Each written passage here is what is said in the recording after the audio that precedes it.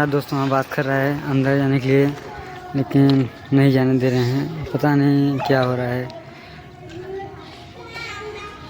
तो देखते हैं, जाने देते हैं हम लोग के अंदर कि नहीं। चलो। और लेकिन यार यहाँ का नज़ारा देखो एक बार गाइस। ये देख सकते हो हम लोग आए हैं एयरपोर्ट घूमने के लिए। यहाँ देख सकते हैं गाइस, उसके बारे में लिखा हुआ है पूरा यहाँ कि कितने साल में बना है, कितना बजट है इसका, ये देखो। और ये देख